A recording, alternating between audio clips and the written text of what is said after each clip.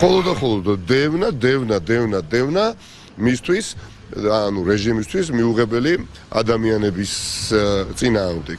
ამას ადასტურებს მორიგ ჯერზე ახლაც რასაც აკეთებს ნიკა გვარამიას მიმართ ადამიანი, რომელიც წლების განმავლობაში გასაგები მიზეზების გამო ყელში ხავს უბრალოდ რეჟიმს გაჩხერილი, მაგრამ რაც უფრო ბევრჯერ ითქვა და უნდა გავიმეორო და ასე არის და ასე ვხედავ მე ამ პროცესს, ამ ზამბარას უკვე დაჭიმულს უკიდეგანოთ კიდევ გადაჭიმავს, უფრო მტკინველად მოხდება ბიძინა ივანიშვილის რეჟიმს. დიახაც, ეს არის კლასიკური მაგალითი ერთი ტყვეებით ვაჭრობისა რეჟიმის მხრიდან ადამიანებს დააკავებენ, დაიჭერენ და მერე გევაჭრებიან ოპოზიციას რომ რაღაცა დათმო, ან ვინც დაჭერილი არ არის, იმას უპირებ დაჭერას, რომ მერე კიდევ შენ მოლაპარაკების პროცესში გაიმყაროს ხელისუფლებამ რაღაცა პოზიცია და მისი მოკლე ჭკუით აიძულოს ოპოზიცია, რომ დაათმობიოს ის, რასაც არ დათმობს ოპოზიცია, ხო?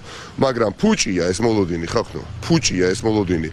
ყველას მხრიდან ფუჭია მოლოდინი და ძალიან ცუდია თუ ამ პროცესში ნებისმიერი ელჩი, ვინც კი არის ჩართული, ამაზე ვერ ხედავს, რომ აქეთ მხარეს დგას საღი აზრი, რომელიც აპროტესტებს ქვეყანაში არჩევნების არ ჩატარებას და მეორე მხარეს დგას ოლიგარქი.